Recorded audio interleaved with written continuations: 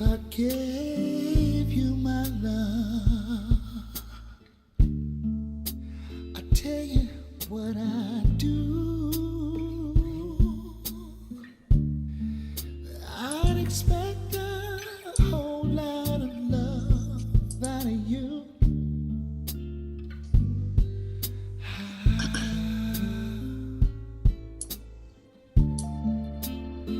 You got to treat me good, and I'll be good to you. There's a whole lot of things you and I could do, baby.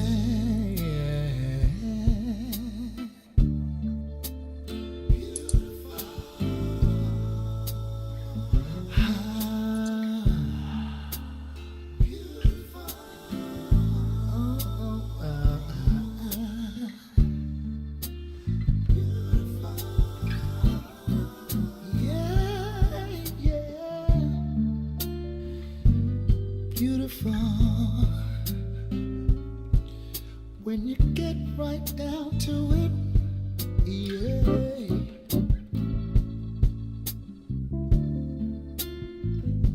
You're beautiful, and I wouldn't change one thing about you, yeah. Oh, 'cause you're beautiful. I don't mind telling the world about you, yeah.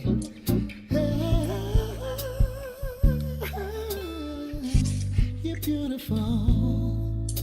And what about the way you love me? And the way you squeeze me. Simply beautiful. Yeah. The thin line between being a genius and insane. God, immortal. Yeah. Every minute I fight with lethargy, striving to be godly with an intelligence quotient that exceeds numerology. Scholar body honorary, school of prophet alum, anthropomorphized lessons so I could become the heartbeat of righteousness. The everyday fight to pump the blood of kings and breathe the breath of life. Moving up like Confederates and Yankee territories in the 17th century. But it's a thin line between divinity and iniquity. The Mason-Dixon hitting and complacent decisions can't escape the collision. Time be idle like Billy, party like a rock star, fall like that girl that used to endorse Trim Spa or Nirvana's lead vocalist, the clientele of the dream merchant like Mr. Chappelle. People think I'm sick in the mind and leave the comforts of Babylon behind and book flights on airlines to Africa. Traveling the globe, accomplishing goals like Ronaldinho. The victim of a level 12 quake, I rise through the wreckage, repairing brain damage and striving for perfection. Your mind can be your worst antagonist or a true pal, and you shall become legendary and futile. Decisions of a god in training on a daily basis. I nap purposely, trying to escape it. The thin line between the mastermind and the man of the master. Which one are you after? The thin line between being a legend and being the captive. Which one are you after? The thin line between the mastermind and the man of the master. Which one are you after? The thin line between being a god and being the captive. Which one are you after? Free or rot in the industry. Babylon, the great machine, runs off solar energy. Souls power the engine. We empower our enemies. Hey, what's happening? Happy Thursday. Welcome to the green side of things. It's your man, Sadeek. And Cassiopeia. And we need you to like, comment, and share. that thing. We need you to do it right now. We're so happy to see you all out there in the audience. Come on in the room. Join us around the lunch table. We have a great show for you today. Mm-hmm. Cassie, how are you? I'm doing amazing, thank you. You are bright today. I am. Yeah, I love that. You are bright today. We got to bring in the summer. You know, we got to actually like get spring back? Because like we started to get it and then it Then left it us. left, spring left. Yeah. It's on the way back though. It's on the way back. Come back, spring. So I'm calling it all in. No doubt, no doubt. So listen, we've got to switch it up just a little bit today because we are fortunate enough to have with us, as you all see, we have brother Alden Lowry with us. He is Lowry, Alden Lowry. We got Mr. Lowry with us, and he is senior editor at WBEZ of Race and Community, and he wrote an article just in response to the climate, and I think to the Derek Chauvin verdict, and we wanted to talk to. I thought his article was very interesting that he wrote, and wanted to bring Alden. Can you hear us? Yes. Can you hear me? We can absolutely hear you. So we want to kick it off. We know people are coming in, and they usually have time for Cassie and I to banter, but we don't have time to banter today. We'll banter later on. Okay. You're like, okay. But Mr. Lowry wrote an article entitled "Chauvin Victory Doesn't Change the Systematic Racism That Costs So Many Black Lives." Right? Yeah, and so in it, there's a Alden, I wanted to point out you wrote actually a sentence, that I wanted to start with. Mr. Lowry said, "I'm still a black man. I still live in Chicago, my hometown, and black men in America, particularly in Chicago, are more likely to be killed by police than anyone else, not anywhere else. Okay.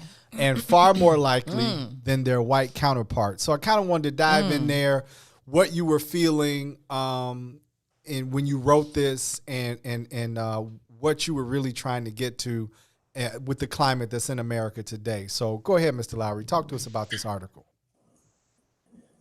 Yeah, my boss, the managing editor at WBEZ, Tracy Brown, asked if I would write reflections after the verdict, and so that was my aim. And a couple things happened along the way. So I was watching a lot of the trial in the very closing day, and the post-verdict analysis and thoughts and feelings. At the same time, I also took a look at some data that was shared by the Washington Post. In very timely fashion, the Post did a story about black men being shot and killed by police across the country. They released that story on Monday, and as you know, the verdict came out Tuesday. And so I talked about both of those things in the piece. So I reflected on, hey, it's a moment. It was satisfying in some respects that there was a guilty verdict. For me, it was an affirmation that George Floyd's life was truly a loss that was worth noting, and the person responsible for that loss should be held responsible for it. Right. And so that was there was an acknowledgement of that, and then for me that it was over. Back to square one. And that's a square where we have a lot of issues. I mean, the very reason why George Floyd was killed, in my estimation, was due to, and I say in the article, the inherent fear that people hold about black men in particular. I think that's a common thread through many of these instances of police violence. And for sure, there are instances where police officers have taken what some would say are reasonable actions. But even in those cases, I think at the very core of those interactions is a level of fear, of suspicion, of mistrust. And when those things are felt by a police officer, the police officer is going to do what a police officer is trained to do, what they have been given the power and authority to do, and that's to protect themselves and to protect others. And so if I'm the person that you fear, then when I encounter you, I got something to worry about. So I was speaking in that sense. And so when I have interactions with police officers, that is something that is in the back of my mind, especially when it's an interaction in which the police officer is performing their duty. So that's at a traffic stop, or that's in some other interaction. And I think every Black man, or at least most Black men, have had those same feelings, those same thoughts. And I think it does require you to think somewhat differently about how you interact in those situations. And there have been times when Black men have taken actions that have been perceived as threats, perceived as in some way making a dangerous move, and they've lost their lives. And when the light is shined brightly enough, we see that in fact those people may have taken actions that anyone would have taken, but because of who they were and the situation they were in, and the kind of the authority and the role that the police officer has in those situations, the person lost their life. And so I was speaking to that being a reality for Black men, and then I doubled down on that with the numbers, which show that Black men are 2.5 times more likely, or the rate of Black men being killed by police is 2.5 times higher than it is for white men. And that in Chicago, more Black men have been shot and killed by police since January 1st of 2015 than any other group. And when you look at the comparison between Black men and white men shot and killed by police officers, and this isn't just Chicago police officers, in Chicago since 2015, the numbers are 33 to 1. Wow. Wow. And so that's a staggering number. So I really paused on that, and so it's by far the widest gap in the country, and then kind of went on to then make the point that I think this fear being kind of like, I think, the key ingredient to racism, to structural racism, systemic racism, and that's the true enemy here. It's not Derek Chauvin, it's not Jason Van Dyke or other police officers who have been involved in questionable shootings. It's not even law enforcement. The real enemy is racism, and racism committed across every aspect of our lives, because those are other kind of factors that bring Black men into these situations where they're encountering police. Let's say you got a young brother who's involved in a gang, is doing something he's not supposed to be doing, and he's armed, and he ends up in a confrontation with a police officer. He's running from the police officer or what have you. The very factors that put that young person in that situation, and for sure that person has made a lot of choices, a lot of decisions, made a lot of bad moves, but the environment that that person lives in contributes to the actions and the decisions and the moves that they've made, and we can't divorce ourselves from that.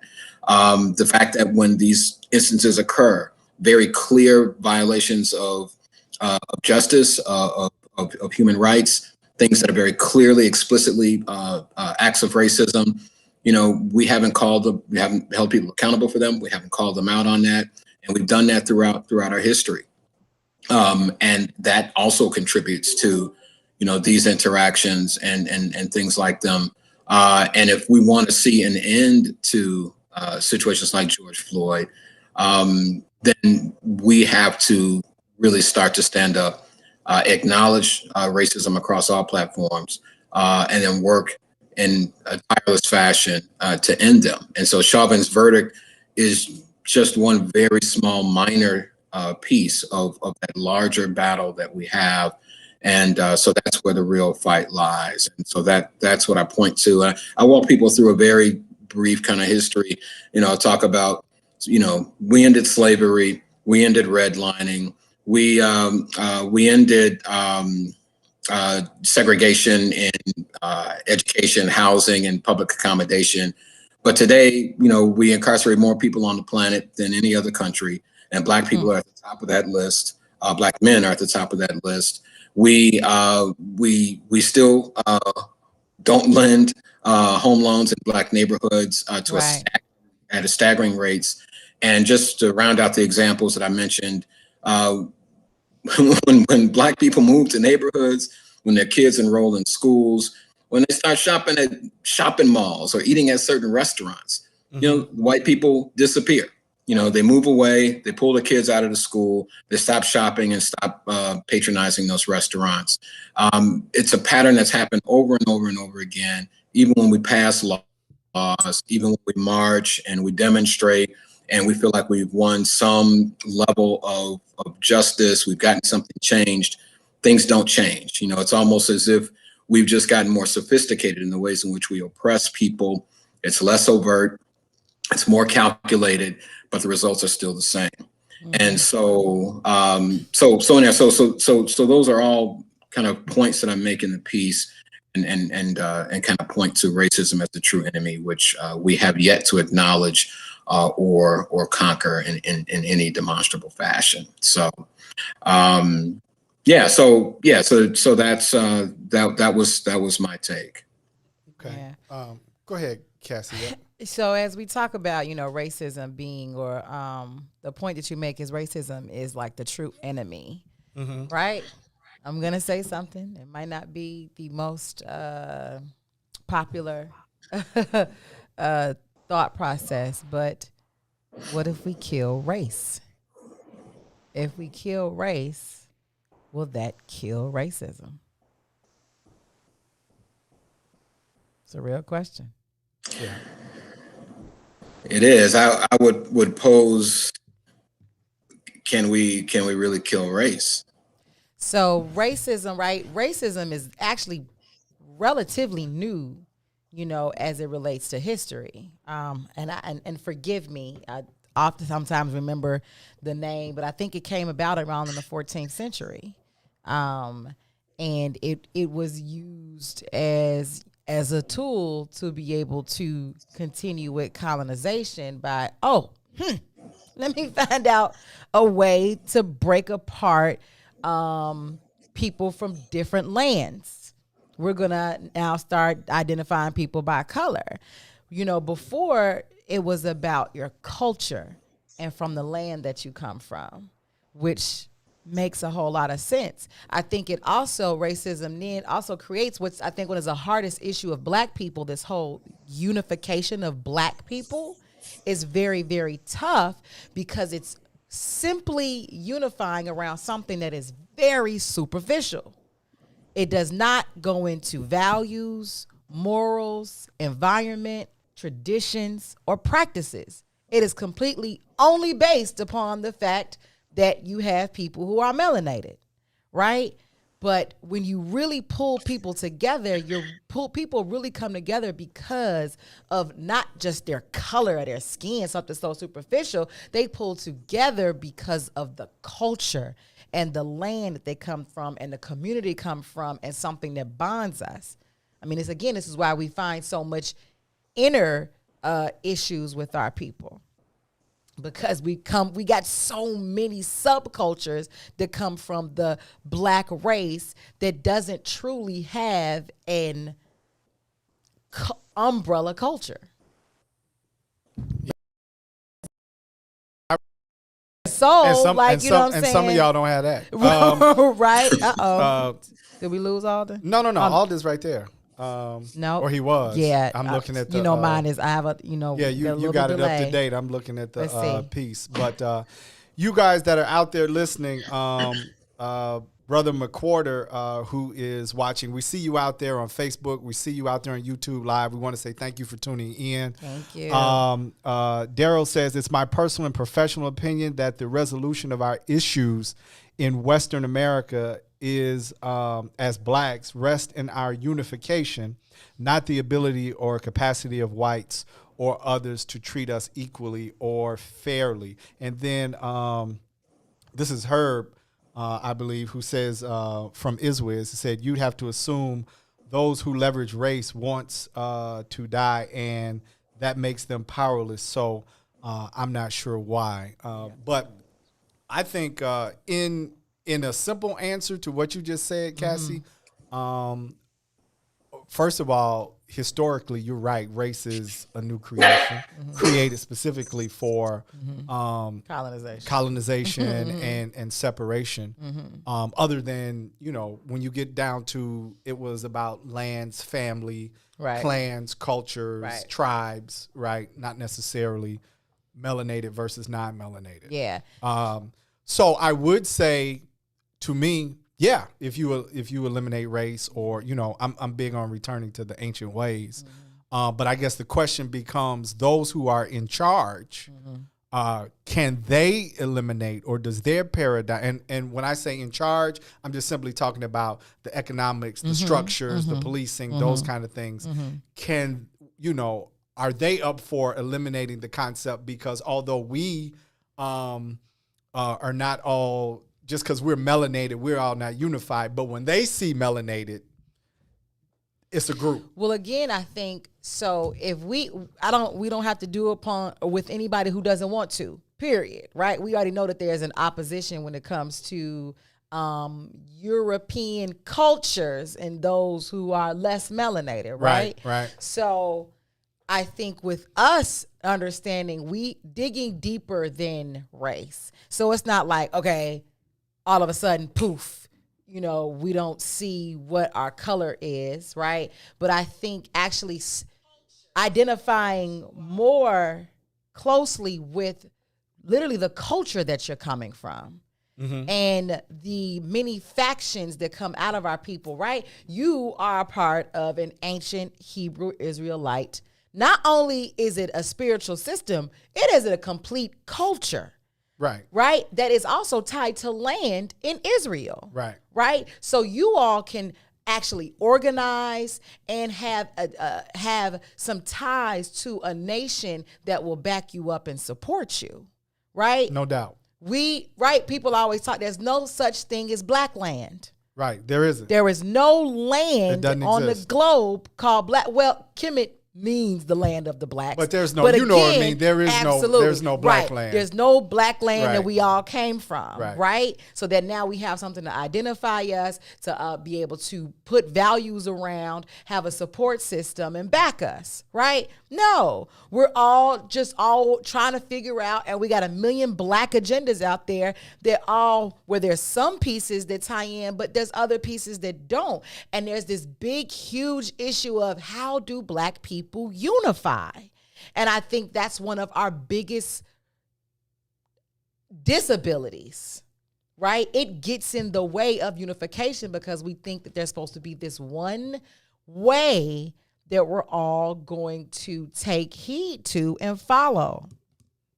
And that's been one of and instead of us being able to identify the cultures that we naturally gravitate towards, practice, and commune with, and then those cultures coming together and being able to create systems and factions and nations, and then now we can have all of our nations have some huge conference that comes together and see where we all align and where we all can support each other. But now we're just because even white people, when it boils down to it, they're either what? Irish. Right. British, German, Russian, even Jews. No right? doubt. No doubt. So they have something they all have something to go back to, which they do go back to. It's not just based upon the color of their skin. They have backing in a land that can support them and where they actually have ties with and actually it's so into. No doubt.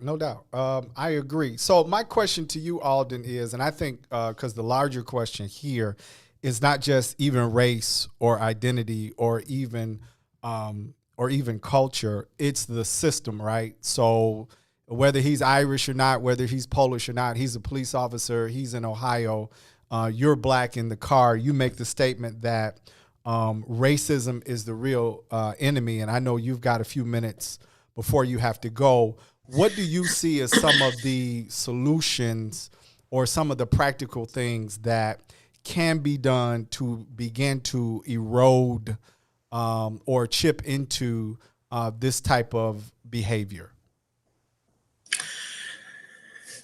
Well, there's no easy answer to that question. The thing that I posit that I think is kind of first and foremost is just really we have to acknowledge that it's there. We have to be upfront and say, hey, look, we live in a racist city. We live in a racist state. We live in a racist nation. We live in a racist society. We live in a place where we have judged, we have persecuted, we have killed people because of the color of their skin, because of their man-made created race label that we have ascribed to people. And that's the way we've lived. That's the way we've governed. That's literally been a part of our culture as a human community. And acknowledge that, really own up to it. And so, I think that is our first step. And, how we change that behavior, I don't have any real solid things that I feel like, this is definitely a way that we can do that. But I do think that we have to own up to it first and foremost. We have to acknowledge that the conditions in which we live in, the conditions that we see communities, particularly communities of color, particularly Black communities, that those conditions are a result of that racism. Because Black people are lazy, not because Black people don't do this or they don't do that. These are things that have been put upon Black people and Black communities for a long time. And that's the main reason why those communities and those people are in the conditions that they're in, and own that. And then, from there, it will take an enormous undertaking in order to address it and to reverse it and to move forward and not continue to commit it. But it has to start with that acknowledgement. You know what, I think we're at the point where I believe that the dialogue is valuable. And what I mean by that is I believe even for the first time I've been in, it's a lot of, there have been, dialogues over the years, and obviously people have laid their lives on the line to work to change the system. And we're talking about globally. We're not just talking about in the United States, right? And so, just appreciating,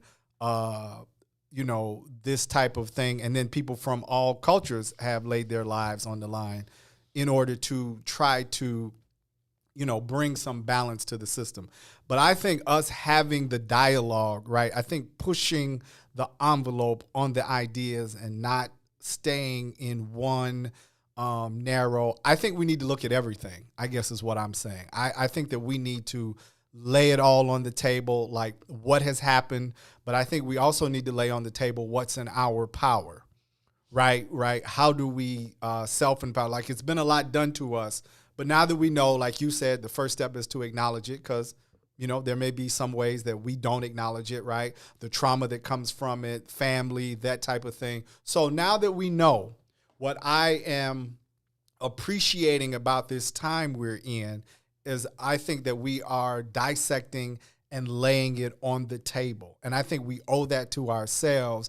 I don't think there is a right or a wrong in this, right? I think it's the ability to dissect, right? And to, I don't want to sound cliche, but kind of like think out of the box, right? I think there are, everybody's, you got to deal with it this way. You got to, people are marching, people are protesting, because one of the main questions that, and I think that there were a lot of people asking this yesterday, whether it was from just the regular news to CNN to even Fox or even ESPN, people were being thoughtful about the Chauvin trial or verdict as not necessarily a win, right? Mm-hmm. Or do we celebrate? But it's like, okay, what do we really do here in this moment? Mm-hmm. So that being said, I really appreciate your dialogue, and it's kind of a precursor to actually the larger dialogue and having you back to talk about it. Absolutely. Thank you. Appreciate that. I probably need to run, but it's always great being on with you all. Hope you have me back soon. Okay, will do. So we're going to go to break right here. We need you guys to like, comment, and share.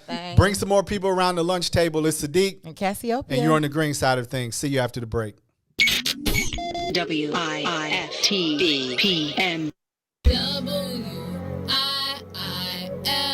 WIIFTBP. Media's just for you and me.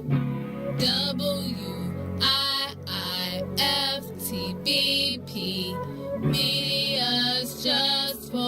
you and me.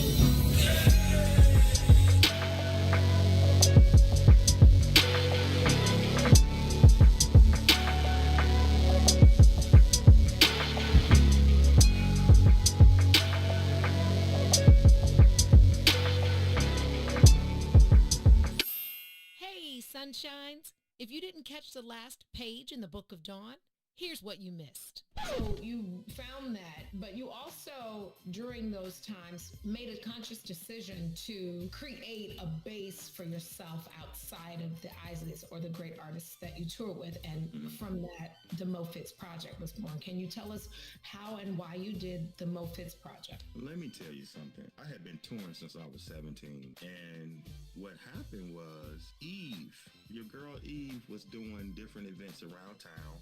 And I remember it was right on 47th Street. Yeah, I think it was Blue 47 or Yeah, one of those spots. So Eve was doing something with them. So they were like, we're hiring bands. I was like, I'm going to put something together and go play, play local. Let me do that. And through that situation from Eve, the Mo Fitz Project was birthed. I was like, oh, okay, this would be great to actually come home and put quality guys together and make music locally outside of the touring. I just found another joy in it. And crazy, remember Terrence Kane came up with the Mo Fitz. Oh, did TK? Yeah. Rest in peace. Rest in peace, Terrence was like, you need to call it the Mo Fitz, Reese D. Mo Fitz. Use your name. This is how that name came about. It was Terrence Kane and my girl Eve Bridgeworth. She was the launching pad for that. And then she would hire me to do different events. And she started hiring me to do weddings and stuff she was doing. And then it just kind of birthed into that. Don't forget to tune in weekdays, 9 a.m. to the Book of Dawn from the What's in It for the Black People Media Studios. Roll Tide.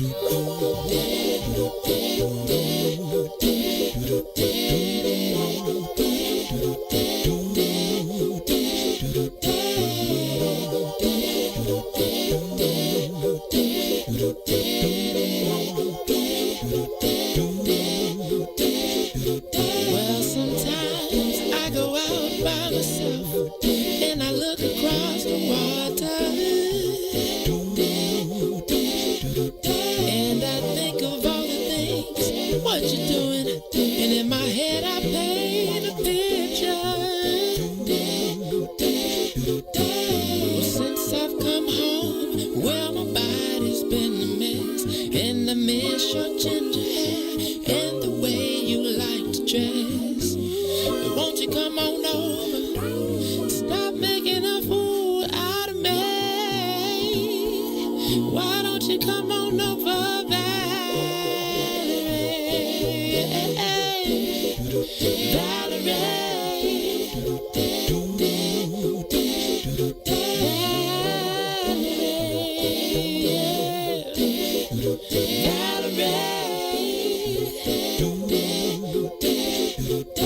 Did you have to go to jail? Put your house on up for sale. Did you get a good lawyer? I hope you didn't catch a tan. I hope you find the right man who fix it for you. Welcome back. Welcome back. You are on the green side of things. It's your man Sadeek. And Cassiopeia. And we need you to like comment and share that thing right now. We need you to do it and come on in here. Come on around the lunch table. Shout out to those of you that are on YouTube. We definitely want to mention YouTube and Facebook Live because it's not just Facebook Live. You guys are out there. Want to read some of the comments? Yes. So let's for shout sure. out to Daryl McQuarter. Mm-hmm. I've never heard that last name before for joining in. He said, this is such a refreshing platform, and I'm honored to know you all and blessed to hear this. Well, That's thank what's you up. for tuning in. Thank you. Nicole said, just popping in. Who's a Hebrew Israelite? Where's the guest? Where's the guest? Nope, no guess yet. Not yet. That would be, we was rushing. So you got to give me some time. Give me a little time, Ron. It ain't Ron that. the boss. You know Ron what I'm on saying? it. Make it happen. This is not. We're going to change the This format. isn't organized in the way that I would have it organized. So then I was like trying to and he talking to me. So I got you. But Sadiq was talking so to Nicole was saying who was Okay. the Hebrew Israelite, and that would be Brother Sadeek over here. Yes, so I'm just letting you know. And of course, just want to say what's up to Shaka and to Tutu in the building, of course. And you know, you have to be. Sabrina, You have thank to, y'all for watching. I was gonna say, you know, you have to be careful with that. With what? With two? No. With who's a Hebrew Israelite? Because there's 30 different sects of Hebrew. Well, she was Israelites. asking specifically when I mentioned it. No, for that's you. not what I'm saying. Oh, okay. I agree with you, but depending on her perception of what one is, or Well, who go she ahead, let her represents- know. Let her know what you are. No, I'm cool. I'm just saying. Let her know. And let us know. Who? Oh man, that's a whole show, because that's like saying who's, you know what I mean. If you Christian, it's 3,000 different denominations. That's all. You It's can't. holiness But you is can't name sanctified. yours. No, because we don't have denomination names. So it's then- not that simple. It's not like saying I'm Baptist and she's Kojic or he's Kojic. It's not that simple. So that's why I say I don't. Yeah, that's a whole show. To say what you practice specifically. Yes. Okay. Yeah. Well, It's damn. It's a whole show. That's a whole show. But she said I didn't know that. Thank you. No, and that's cool. Uh-huh. I'm glad you did. But because I've had people come up on, we'd be outside, and be like, oh, you're a Hebrew Israelites because you got something to preach on the corners. They're different types. But if you're not, most people aren't familiar. Period.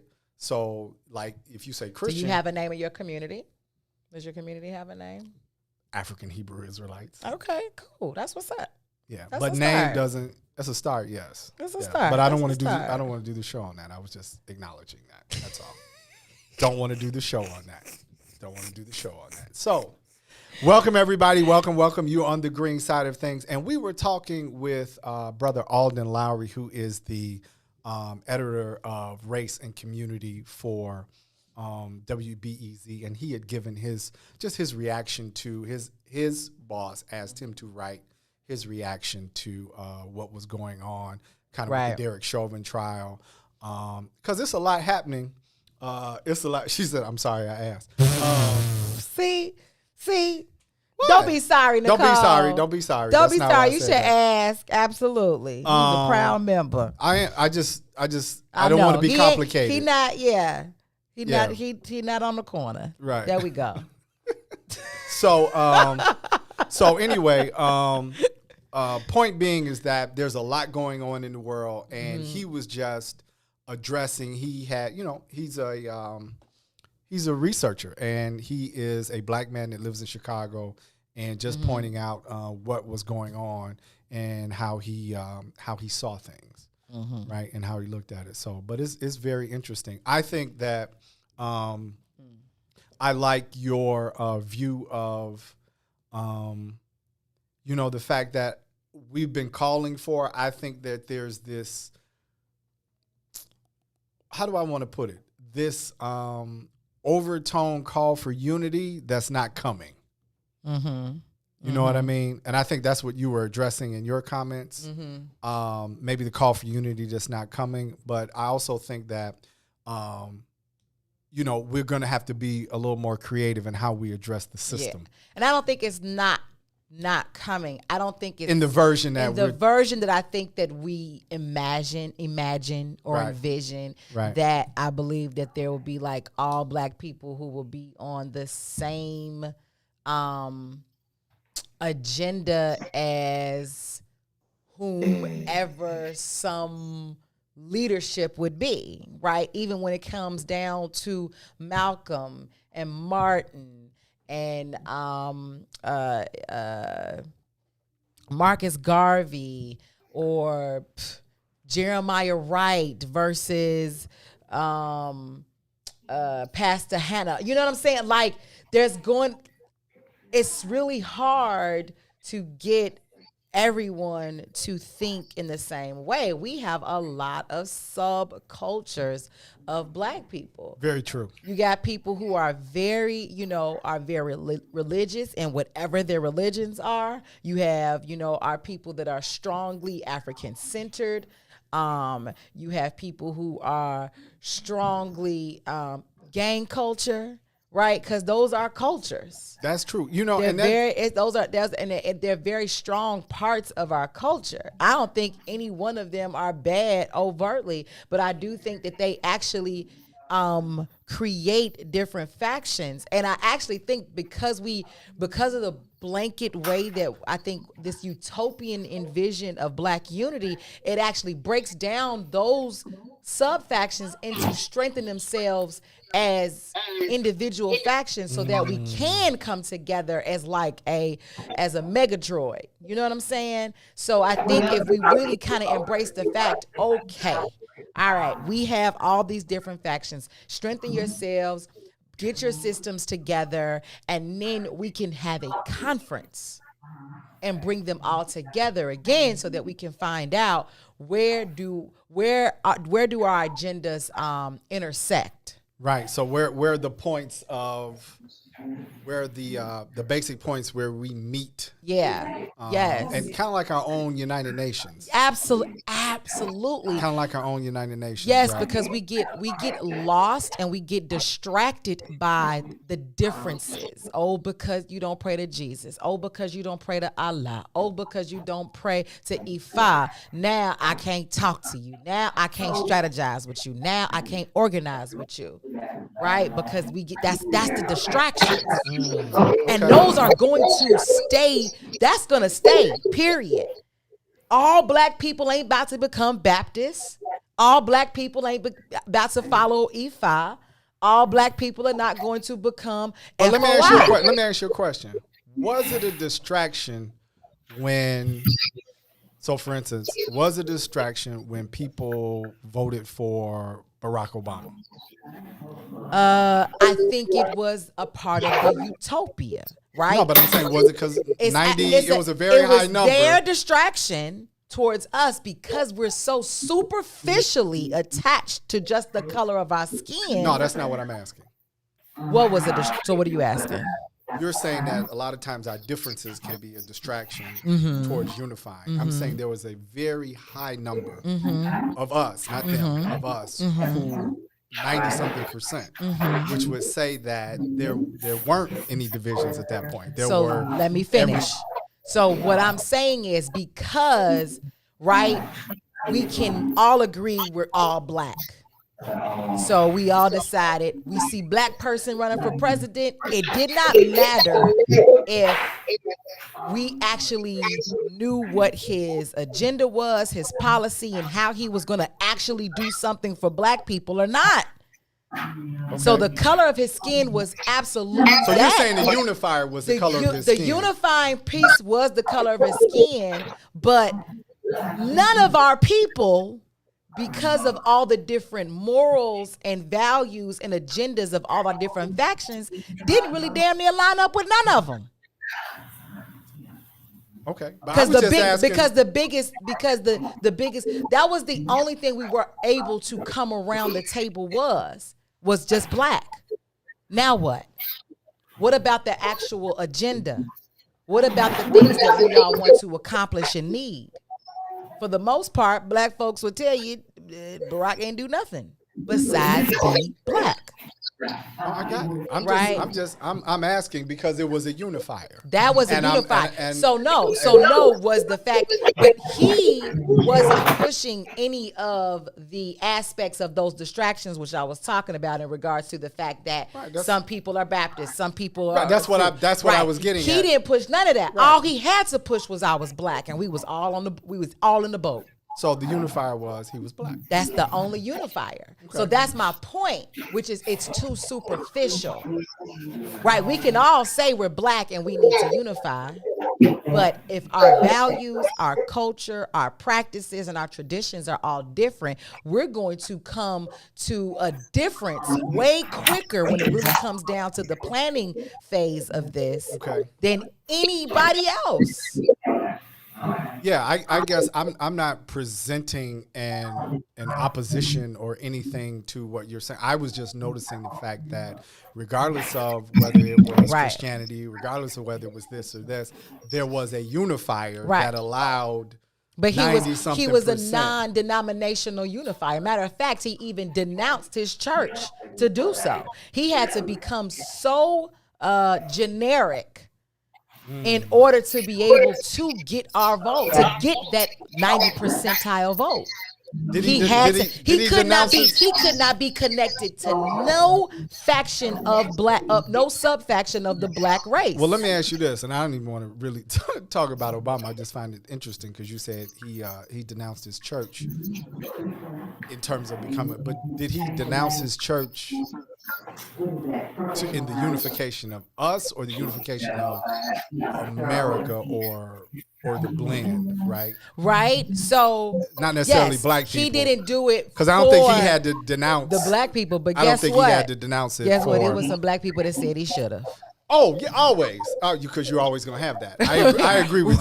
But I think he denounced that more so. And the other thing is, though, even before having to denounce Jeremiah Wright, right? You know, he was still he's vanilla. He only represented those pieces that as black people we do connect with across all. Got you. He cool. Okay. So the unifiers where he's cool. Yeah, he's swag. Obviously black. He's got a black wife.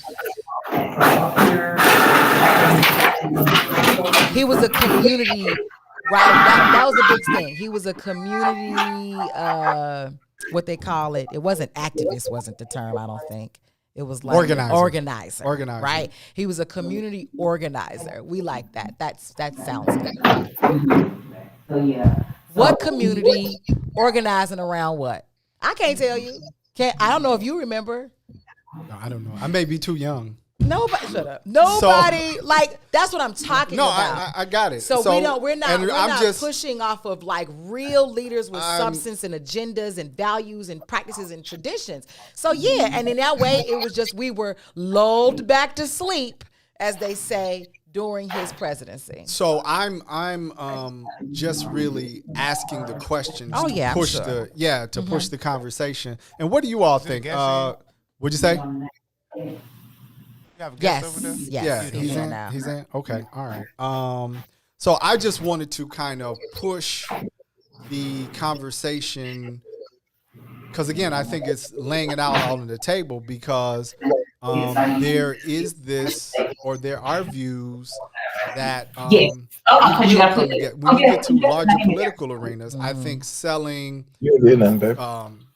Kumbaya will come together. I think that's a big part of how it's sold or mentality. Right. And I'm of the opinion that we've got to do something new or again, I said I want to say out of the box. I think we have to see it from another way. And you guys let us know what you think. Let us know what you think out there. Drop some comments in the box. We're seeing some people that are really digesting what we're talking about because I think we're at a pivotal time to tell you the truth. And I think that there is extreme value to what you're saying. I think there's extreme value to what Alden is positioning, even from what I was hearing in the media, just trying to get a pulse on what people were thinking. They had the daughter of Rodney King on the news the other day assessing whether it was a victory because her dad was filmed getting beaten by police officers, but there was no, the verdict was totally different, right? It was totally different. Yeah. Was it a different time, different era, right? That kind of a thing. So I'm just appreciating the honest dissection of how do we pivot to continue to move in the direction where we can all move in a way that isn't limiting or a way where we're hunted or a way where we have to be angry all the time or listen to moms on the news like enough is enough, you know what I mean? So when does enough become enough? And then how do we organize? How do we strategize so that everybody can be at the table without saying, I don't like the way you do this, and, these so-called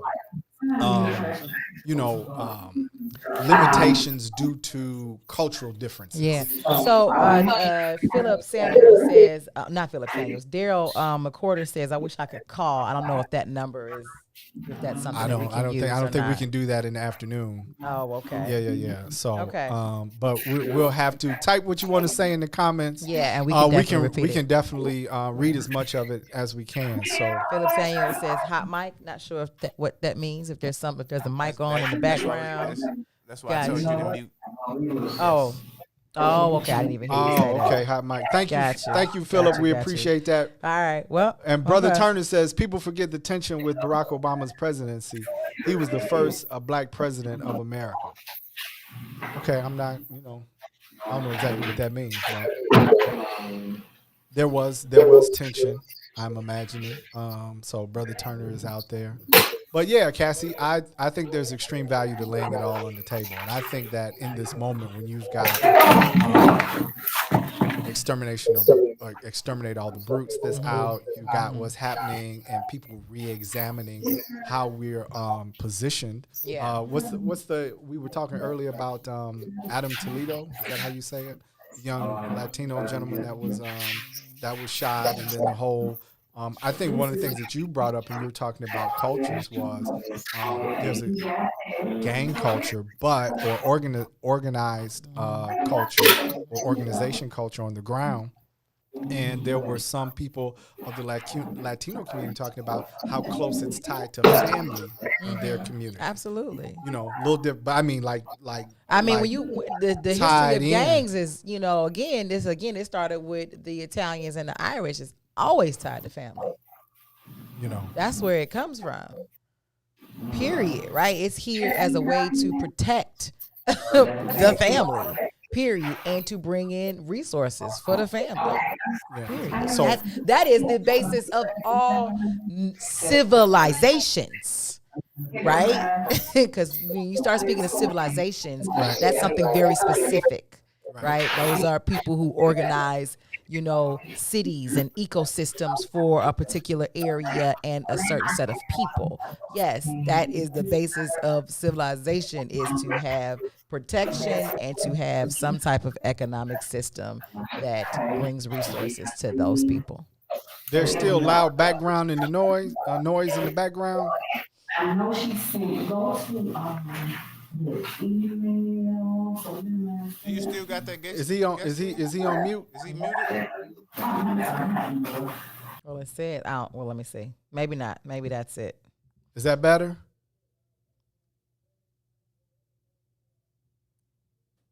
Yeah, we got it. Is that Ron's mic? Okay, so no, I don't think it is. I think we have somebody sitting in the back room, but I think that they are possibly not muted. So Ron's gonna check it out for us. So we appreciate you guys hanging in there with us. Yeah, that was Herb asking, was it your mic? Hmm? You got it. It's on mute now. Mm-hmm. Okay, wonderful. Okay, yeah, is that better? Everybody's yeah, saying yes, yes. Oh, thank you so much, guys. Thank you for being out there. And then Darrell said, I'll just listen until I'm able to interject. This discussion is extremely enriching. We appreciate that. Oh, yeah, okay, much better, much better. So you guys can hear us. But, yeah, so I think it's a very necessary discussion that we're having, and not just the traditional. And I think that's what I saw. Even I understand the reaction right after the verdict, right? People were very excited in the streets at some point, but there were also some people, there wasn't this super over celebrated, we got him. I think people were more pensive as to what does this mean? What does this really mean? What does it really mean? Yeah. Yeah, I had a text message from, one of my close girlfriends that she just made a message to a few of us that said, I'm removing myself from social media. Wow. The verdict was way too much. She literally had to go to the hospital because she just felt like she was had an anxiety attack. And she was just like, I have to, I got to step back. She said, until further notice, she has no idea when she's going to come back, to it, because she's like, it's too much going on. Please don't bring me any bad news. Wow. Yeah, it was super deep, and one of the other sisters that was in that group already did that. She did that for herself some time ago. So, and I've actually even been talking about it, and I think we had maybe a small discussion about it, that I'm glad that we have body cams so that police have to be accountable, right? Or at least we get footage that and see what actually happens, with these situations. But I actually believe that it should not be put on the news anymore. I feel like now it seems as though all of these deaths showcasing black bodies by officers being killed so much over and over and over again to the public, to me feels like what I imagine it was during Jim Crow days and strange fruit were hanging. I'm seeing now it's becoming a norm and a spectacle. And it brings about a different type of energy that I think that's firing up white officers and white people to continue with this, because them having the body cams don't matter. There was a sister literally that got shot during the verdict, and all she had on her was a knife. Now, I'm clear they was out there fighting. I heard that she was the one that made the call. They were out there fighting, and when they showed up, she was still, but it's a knife. It's a knife. When you're making this type of motion, clearly that's not a gun. So why is she shot, killed? Right. Well, he said he knew it was a knife. So exactly. So it's almost like, so it wasn't what like, is guess it? what? It don't even matter. What's in her hand? But you know what? I really feel with you. You remember how I was saying that because, and Boosie made a comment in there saying she didn't really watch the trial. And I'm thinking about the comments about your friend who was withdrawing, right? And said that the verdict was too much. It brings me back to how I feeling, because I didn't watch any of the trial. Kind of about how I was feeling about watching another slave movie. And I agree. I had the same feeling when I saw, from Laquan McDonald to the young Latino man that was shot to, I was really affected by the young man. I think he was in Philadelphia or somewhere where he was shot, and his girlfriend and his child were in the car with him. So the point about it being too much and being on display, I think it is socially traumatizing, even though they have the cameras, right? Because it's like, man, this is overwhelming to see on a daily and weekly basis. Yeah, it's socially traumatizing for us, and I think that it feeds the negative spirit for the opposition.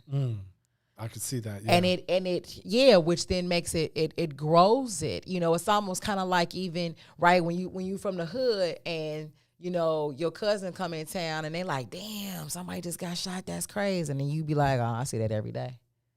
It's the same. Now it's normalizing to the entire nation and the globe. This what we do. This what we do. This what we do. Get used to it. That's how we get down. Leave us alone. Like, cool out. Wow. So I think I don't want that to be displayed anymore. Keep it for the proper people, for the family, for the prosecution, for any type of detectives. Keep it for them. Take it off the news. But it does not need to be on the news. I mean, even during the verdict, when they showed that Chauvin was found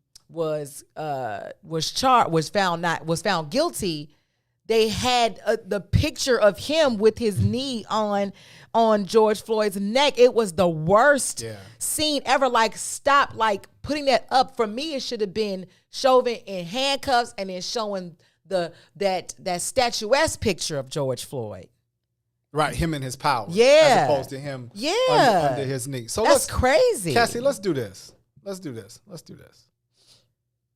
It's heavy in here. It's heavy around. Let's switch it up a little bit. All right, let's do that. Let's go to break. We're gonna talk some good stuff. We're gonna talk some health. We're gonna talk Meat Free Made is coming up. We're gonna talk a little Black Mall. We started out. We were hot out the gate. We have 2-time NBA champion Mark Aguirre, who's coming in with us. So we're Come going to on lighten it now. up. Let's go. You know, Mark is a great guy. He's going to come in with us. So you all hanging with us. We need you to like, comment, and share that thing. You're on the green side of things. Come on back around the lunch table with us. We're going to take a break, and we'll be right back. WIIFTBP. WIIFTBP. Media's just for you and me. WIIFTBP.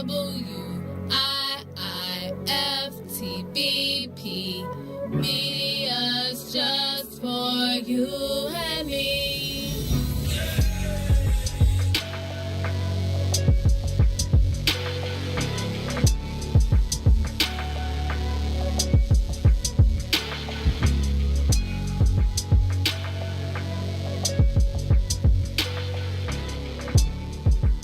Listening to the most dangerous show in the morning.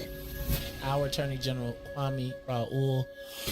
I have reached out to the Hospital Association and the Med Society to talk about how proactively we can talk about implicit bias in healthcare and begin to address the situation system-wide, because I've also simultaneously directed my civil rights team to begin to look at that and look at ways that it may have manifested itself. We've done so historically with regards to the nursing home industry, where you've had some nursing home owners that staff disparately. So if they're in a Black community, they won't have much staff as they will in a white community. We've taken that on from a civil rights standpoint, and we're prepared to take on other instances of implicit bias in healthcare. Utilizing your office to investigate civil rights and healthcare as a civil rights issue. That's actually pretty powerful, and it demonstrates how we have to be working in coordinated efforts with our elected officials in places and positions of power.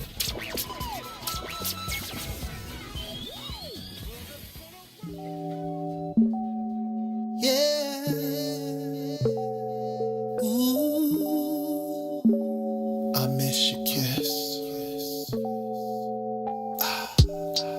Oh, your kiss is one of a kind. It feels so nice. Girl, you do it right. I miss. Oh, girl, you don't go too fast. You take your time. Just how I miss. Hey. Oh, you kiss it, then I'm drifting off your love. Keeps me floating, girl. I miss. Oh, and ooh, it feels so good. I wanna come down. Girl, I'm missing that love. Come on. Ooh, babe, I'm missing all those kisses.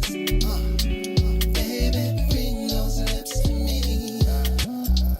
Oh, babe, I'm missing all those kisses. Baby, bring those lips to me. Come on. When you're not around, girl, I'm tweaking. I swear I be hearing things. Oh, yeah. And if I cannot have you, girl, I'm fiending. Oh, that's such a talent you bring. Yeah. Come on.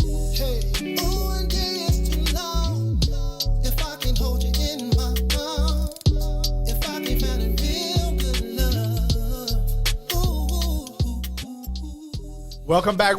You are on the green side of things. You're in here with Sadeek. Hey, Cassiopeia. And we have two-time NBA champion, Mr. Mark Aguirre, sitting in with us. Mark, how you doing? Yes. How you say that? Cassiopeia. Cassiopeia. Yep. Wow. Where does that come from? Oh, well. I need to know. Oh, wait. Watch this. Uh-oh. Yeah, I mean. She is an Ethiopian queen in Greek mythology. Okay. And she's a constellation. She's the W that's in the constellation. She Yeah, she's, I think, really close to the North Star as well. Now, your mom and dad went there? My mom and my grandfather used to read a lot of books on constellations. Okay. And my mom at the time, she was very militant, and she said, I want her to have an African name, but she wasn't familiar with different African names. Okay. So she was like, well, Cassiopeia is an Ethiopian queen, and she's my favorite constellation. So that's what she named me after. That's wonderful. Oh, that's cool. Yeah. I just, That's all when good. someone has a name like that, I just want to know how that happened. That's all. Yes. Oh no, That's I all. love it. I love it. Mark, how you feeling? Doing well, man. I can't complain at all. I don't complain, so. No, I'm good. It's good to see you. And let me do this off top. And we've got Brother William Morris with us. No, He's actually he dropped did he out. drop out? Yeah. Okay. Not sure what happened. Yeah, but I just want to say it's an honor to have you sitting here. We love and appreciate you. Cassie and I were talking about it on the way over. Native Chicagoan, DePaul, like history in Chicago. And of course, he's back. Number 1 overall, drafted 81. And then just a storied career, NBA record holder. And I say that because, it really is an honor. And as somebody that I watched play ball, well, thank you. Didn't really enjoy the Piston thing. I'm gonna be Hey, listen. But no you know what though? I think the difference. It's a part of the game. No, it's a part of the game. But today, people are like, you gotta like LeBron. If you don't like LeBron, you're a LeBron hater. And I was, I often try to tell people that I grew up in the culture where you didn't have to not like the person. I could like you and not like the team you played for. You get what I'm saying? Absolutely. Like, we love Magic Johnson. We just hated the Lakers. Right. You get what I'm saying? Yeah. But today it seems, like if you say anything bad about a player, it's like you hating them personally, or I don't get it. It's the millennial time. It's millennial time. Let them do their thing. Yeah, millennials is like, hey, just whatever. It's almost like the 60s are back, right? Okay. It's everybody loves everybody. So don't hurt my feelings. So the long story short, even though y'all was beating up on us in Chicago, and got those 2 championships, I'm just happy to be sitting in here with you. Appreciate you taking time out of your schedule. I appreciate that. I don't take that lightly either, because it's a combination of things that you're blessed with that gets you there. So it's not all on me. I had a lot of help, a lot of divine direction, and it happened for me. So when someone says that, I don't take that lightly. That's I appreciate that. I don't take that lightly at all. Thank you. No doubt. So let's start here. Mr. Morris is obviously he's been back. He came it's back. It's the internet, and we're having. It's okay. And then Can I ask, who is Mr. Morris? He works with youth. He's from Chicago, but he lives in the South, and he's doing a bit of 30 days of poetry right now. We go. He's doing a poem every day, and the reason I asked him to come in, he's in. Okay, the reason I asked him to come in was because we're talking about kind of all this heaviness, young men in the streets, young men and women, but being from Chicago, and he is very instrumental in working with youth, and has a great spirit and does it through spoken word. And I just wanted to kind of lift the spirits today. And even though we were talking about racism, people being shot, this is someone who's in the trenches with young men, young black men, young black women every day.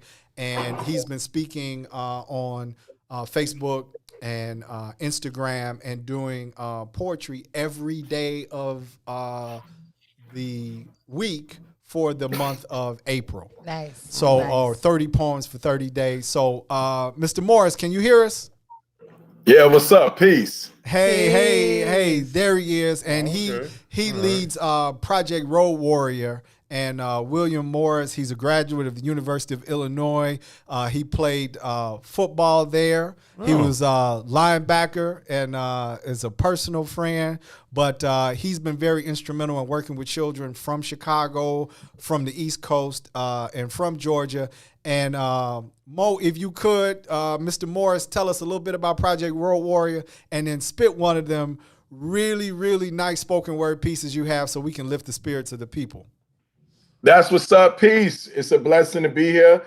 Mr. Aguirre, man, it's a pleasure to see you, sir. I've watched you play a number of years. You Chi-Town born. Much love for representing Chicago every step of the way, family. And I ain't even mad at the Piston days because you had to make that move out of Dallas, right?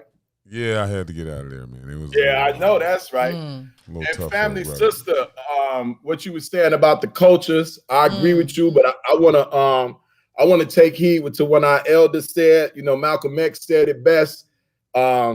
He was a Muslim. It didn't matter. The first thing that they saw was my skin color. So you might be a Muslim, I might be a Christian. At the end of the day, we Black. And we gotta unify and make the moves that's gonna empower our people. Personally, I'm saying that we need to focus on empowering our future by empowering our young people. We need to take command of our children's education. We need to take command of our homes and surge ahead. You know, moving on to Project Road Warrior, we're stationed down here in Macon, Georgia right now. Shout out to Macon, Georgia. This is where my mother was born. I came here every summer as a child. I've taught in 3 schools here. I taught at Alexander II. I taught at Miller Magnet, and I also taught at Central High School. The challenge here is just like the challenge in every inner city around the country for Black folks. Project Road Warrior is built to address that. We just created a mobile lab called Stream on Wheels. We call it SOW because you reap what you reap is what you sow. So Stream on Wheels, we've started robotic programs here in Macon, Georgia. Why? Because that's the future. I believe that our culture needs to become an engineering culture. It's over 600 jobs in engineering, y'all. So our babies can fit in that dynamic very easily.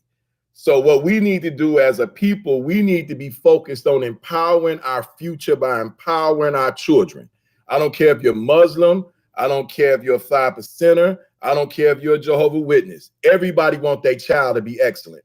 Everybody wants their child to read on grade level. Everybody wants that child doing math on the correct grade level. So if we begin to put our focus into empowering our future by empowering our children, and I'm going to say it over and over because it's not about big speeches. It's about sticking to a point and getting it done. We will begin to see the change. And as far as working with the inner city, brother, like I tell the brothers, I'm not judging you. I grew up with you. You might be a gang member and things like that. I give them the story of Stewart. Stewart is a young man I grew up with. And Stewart was a Black stone to the bone. And I asked him a question. I said, was Stewart born to be a Black stone? Because he died to be one.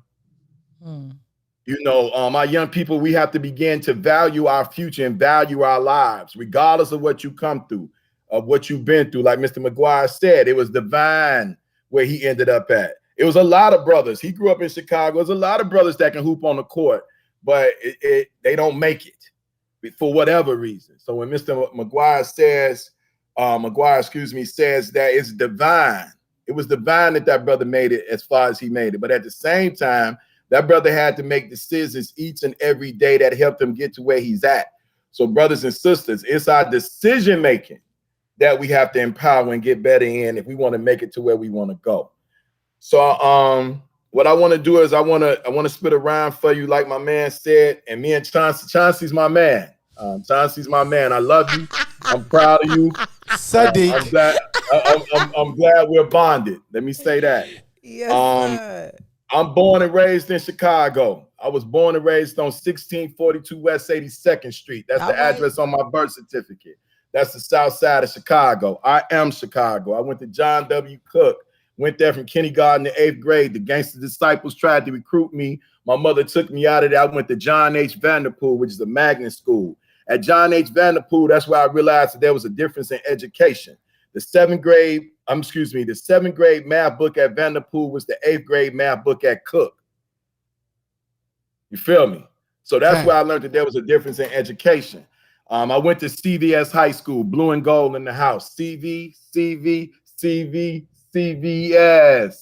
Chicago Vocational. I'm always going to represent my high school. Right on. Class of 92, we did that. And I just want to get into this rhyme, y'all. It's called City Motivated. It's my love letter to the city of Chicago.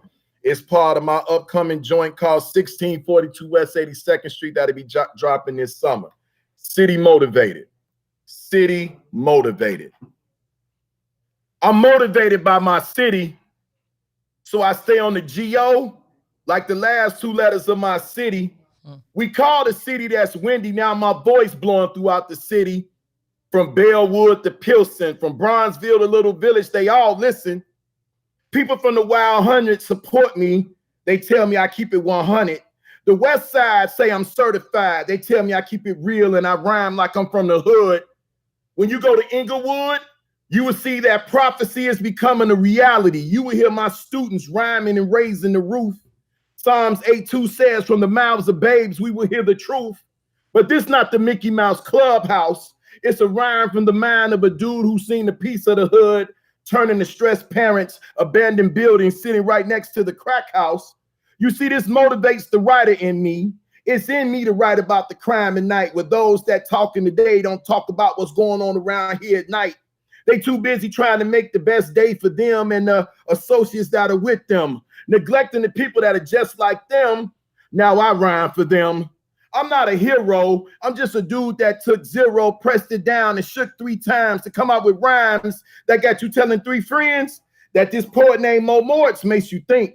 The room be quiet when he rhymes. It's like time stands still. It's real rhyming. Instead of time, the rhyme ticks. The mic is rock. That's what makes your mind lock, connected. Giving lyrics that are posed, misdirected.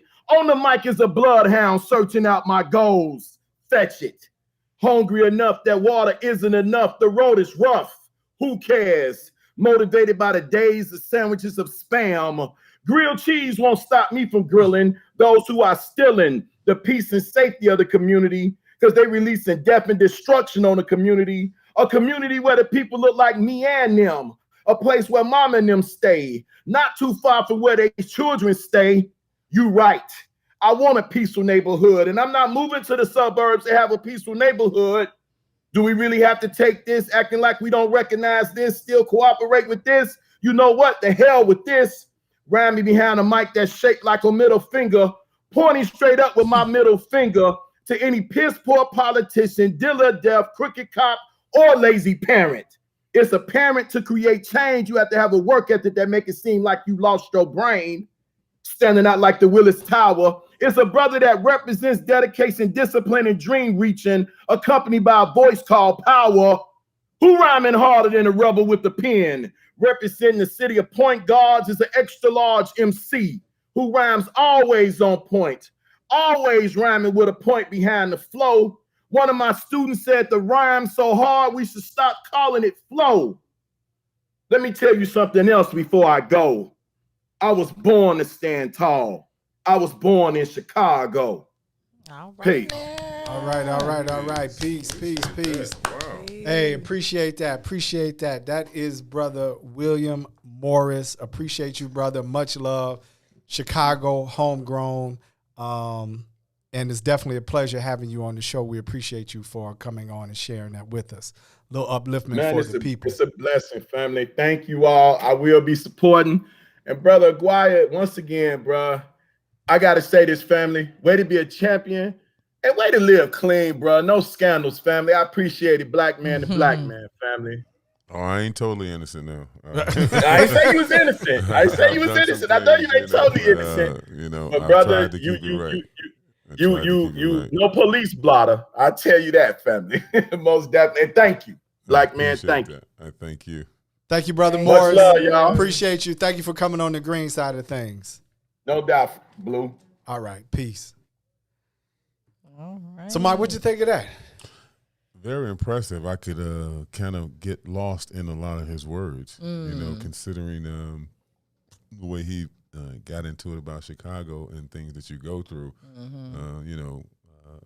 I could get lost in those because they're kind of real. A lot of that stuff is really real. You know, so that's familiar with me. I'm familiar with a lot of that. Yeah, that's beautiful. Absolutely. I think one of the things that stuck out with me in a little lighter point in his poem was City of Point Guards. How you feel about that? Not really.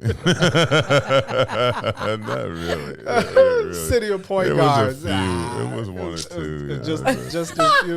I mean, but you good friends with a homegrown point guard. Yeah, absolutely. Absolutely. Yeah, he went number 2. I went 1. Do you all joke about that? Do you like? No, he understands that. Okay.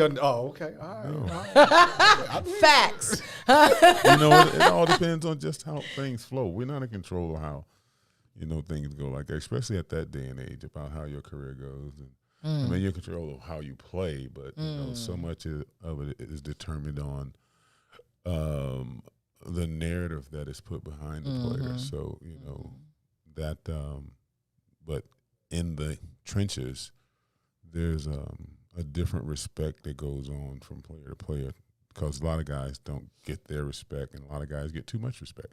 Like anything else. So were you? And this is I just out of curiosity, did you expect to go number 1? I kind of knew it, from the fact of that in that era, in that time, the bigger guy was a more premium to the way we played back then. Okay. Now, it's probably depending on how dominant you are. Guards are of the premium now. In Isaiah's era and Magic's era, that it started gravitating that way. That you had to have that type of player. And before me, it was the big man. Everybody wanted the big man. And then came that middle guy around my time or a little bit before, and point guard. So it kind of changes on the way the NBA plays. Got it. Kind of changes, Got it. So let's tie. We came off a very heavy first half. We want to lift it. We want to get into a little bit of the vegan conversation with you. We know that's what interests you just a little bit. We talk about healthy stuff on the show, but I do want to tie in. Ironically, yesterday or after the verdict, I'm not sure exactly when it was, but speaking of this respect amongst players, you've obviously been in some very high pressure situations. Yes, absolutely. And LeBron James tweeted out, and it was from anger. It was a genuine tweet. He didn't mean any harm. But over the shooting in Ohio. Cassie and I, we were just talking about that. The young girl had a knife. I saw that. Yeah. And he said to the officer, and not meaning any physical harm coming for you, he would just said, he was talking about in terms of like Derek Chauvin, like verdict. In other words, we're not letting this continue like that. You're gonna have to be accountable. You're next. As well. You got to be accountable, and he actually said accountability. However. I'm not going to say drawn out of context, but I do believe that, his tweet was used or kind of misrepresented. He didn't mean that, but his words were taken as inflammatory. Everybody knows LeBron doesn't mean anything like that. But, that's where we are in society. Yeah. That's where we are. We're going to take it like that, and we're going to move it where we want to move it and try to create a narrative around where we want to go. So, to those who, attack him from saying that, have your day. Have your day, because everyone knows that, that the people that are really focused on creating a better place for all, that they didn't take it that way. They did not take it that way. But, it's good. A couple of days, let them go where they're going to go. But, I looked at that, and I was where my mind went is the fact that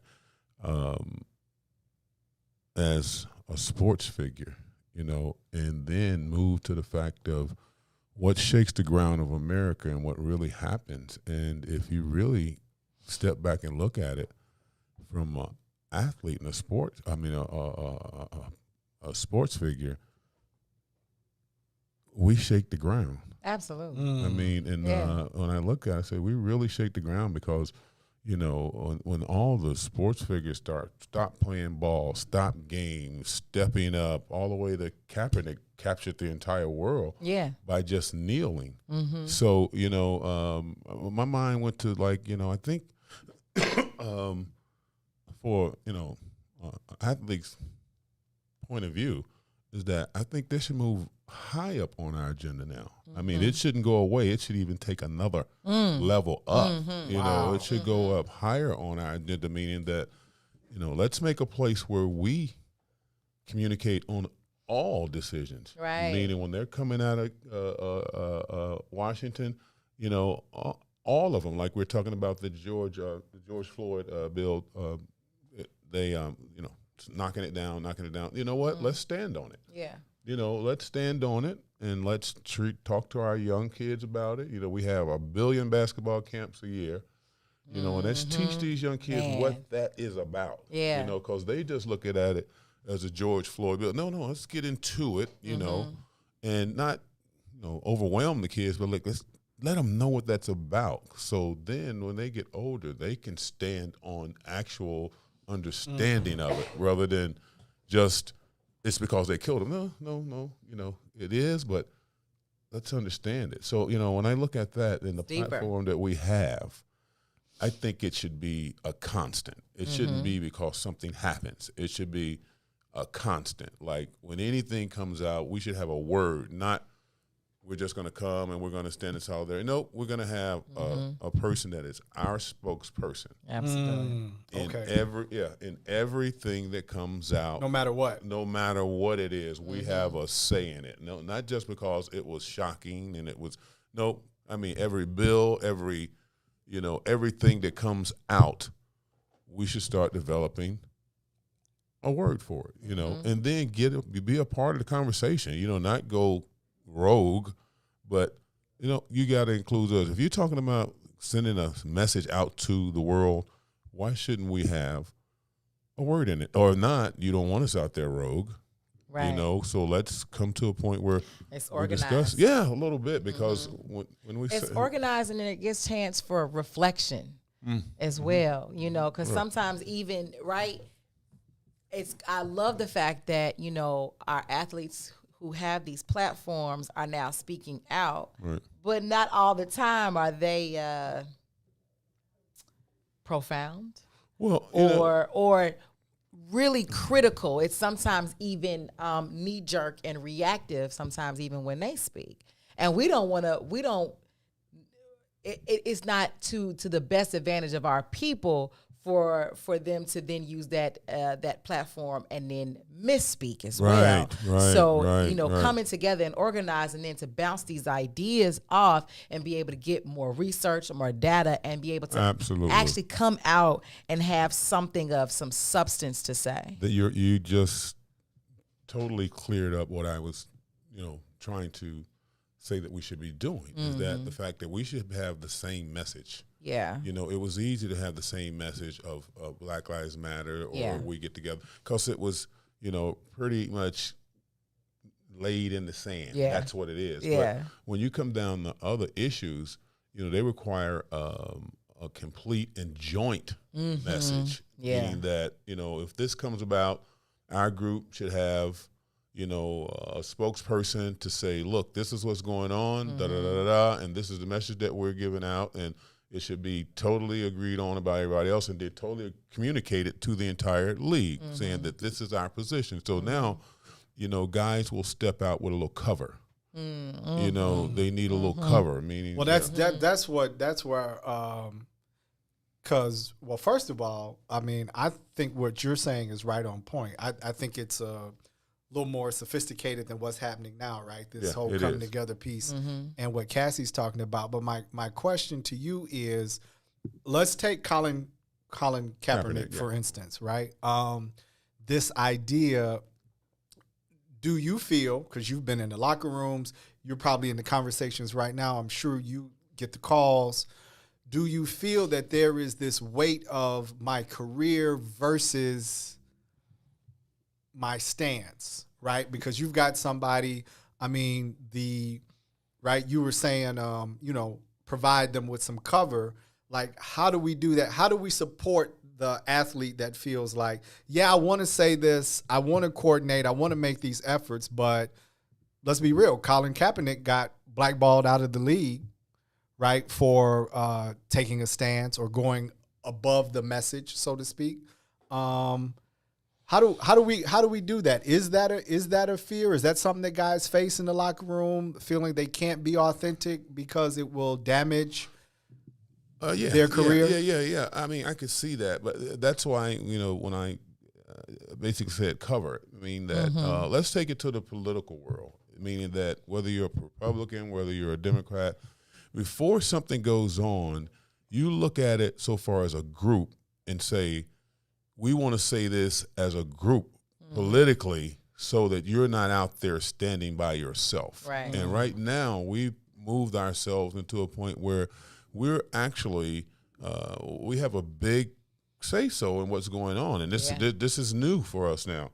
And in being new, we want to provide, all the tools that our players and our need in order to be able to express themselves, and then the joint communication. Now we're going to be stronger as a unit, and then we can actually come together and make moves. I mean, even so far as, the voting stuff that's going on now, all the things that are being done to, snatch the vote, we can be, in that move and then say, hold it, if we say something wrong or we try to move this needle, that they're coming in. Yeah. Right. So now we become a little deterrent for, different states like they're doing now to put these laws in to say, okay, so if you're going to, put that law in now, like they're doing in Atlanta, every sports team pulled their all-star game out.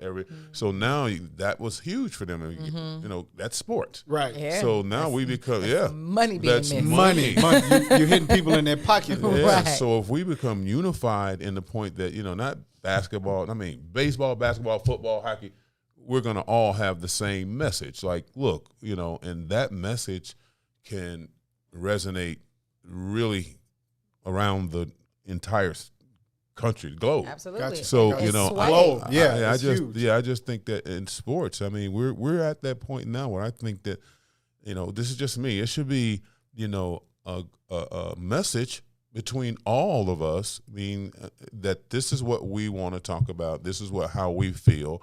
And when you have different officials in different parts of the state trying to do stupid and ugly things, we speak on it, and now you'll get more of our youngsters interested in not only the sports, interested in who you are, what you say, what you stand for, because we don't put enough out there like that. They're like, oh, he stands for that. Yeah. Or he Wheaties, Yeah. or he wear LeBrons, I'm wearing LeBrons. Right. No, we don't like that official because he wrote this, okay? Now when you vote, get him out of there. Yeah. That's a huge platform that is not far from us. It's really not far from us. Wow, you talking about some that would be the next level. Next level. Yeah, that would be next level. But we're there already. Got it. And the thing is that having somebody to actually make us a political factor. Absolutely. A pack. Make us a political factor, meaning that how do we move this from being just a tagline to playing in the arena, meaning that you don't want anything coming out of whatever they call it, the sports group. You want to you can't do that, in there because they're gonna come out. Yeah. And if they come out, now that's where the money go. Where the money reside. Well, that's where it resides. Yeah. I mean, so far as our little area. Absolutely. And then you get corporations. Where do they advertise at? On your game. All day long. So now corporations don't want to piss. They don't want to piss that off to say, hold it, I'm not playing if you're going to put that guy up on that company up on the screen. Yeah. And that's, couple $100 million. Yeah. So I think if we think a little deeper, I mean, I understand where we are, but, I think it's a must that we play in the political arena. Yeah, I think it's a must. Well, let's do this, because that's the one of the first times I've really heard that be articulated like that, from a player, right, in the arena like that. And I'm sure you guys. Out of Dallas. That's why you got kicked out of Dallas. Okay, so let's do this. Let's go to break. Ryan, can we go to break? Let's go to break, and then we'll come back and talk a little bit about you getting kicked out of Dallas. But you on the green side of things. It's Sadeek and Cassiopeia, and we have two-time NBA champion and Chicago born and raised Mark Aguirre is here with us today. For the shine. We're gonna go to break. We'll see you on the other side. WIIFTBP.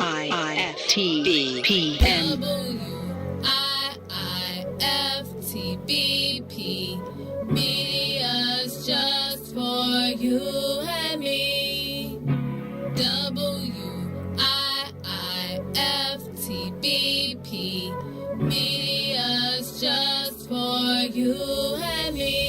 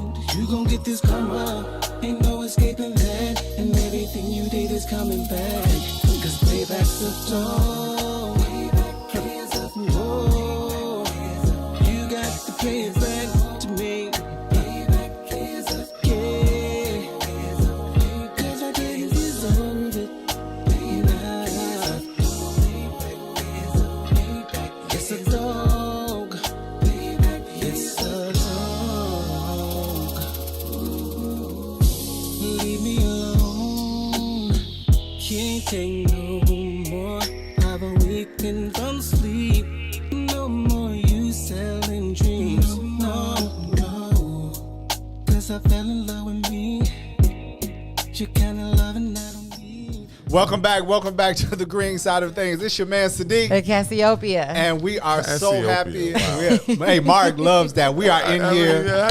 We are in here. Say it again, Cassie. Cassiopeia. We are in here. What are you have siblings? Huh? You got siblings? I do. What do they call you? Cassie. Cassie. Mm-hmm. Okay, Cassie. Yeah. Cassie. I got a few people like from high school and stuff that call me Opia. Ah, that's cool. Opia. Yeah. Cassie, okay. So we're in here trying to have a show while Mark is enjoying Cassie's name and Cassie is enjoying talking about her name. No. Her. Have you ever been to Cassiopeia? No. So I have only heard of there's probably been like 4 people my entire life where they're like, I got a cousin named Cassiopeia, and I think the first time I heard it, it broke my heart. Oh, you thought you were the only one. Oh, I did. Guess what? You're the only one I know. When Facebook started, there were 11 other there was 11 of us in 2006 when I first got on, at least on Facebook. Wow, no, that's when it started. Yeah, they really were in the mostly universe. white girls. But that was like what? 10 billion people? I don't know how many it was in 2006. 2006? I don't know if it was billion yet. I think it was still in the millions. No, it had to be more than that. Because they'd only started I think a few years before that. 2006? Yeah. I don't remember. I had to figure out when they started because they immediately came crazy. I want to know. Okay, I'm sorry. No. It's all good. Somebody said they were lying, Cassie. Boosie, what's happening? They was lying. That's what Boosie said. Yeah, that's what Boosie said. They was lying. Hey, Cassie's the only one, you all. So we just nobody ever used that. Right. Just drop it. As far as me and Marcus are, you the only one. right. You're the only one.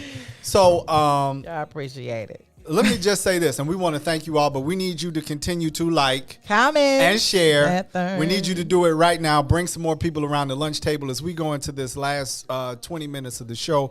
We're sitting in with Chicago native, NBA champion, and community member. Yeah, see, I think too deep. No. First of all, let me say this, because we talked through the whole break, you all.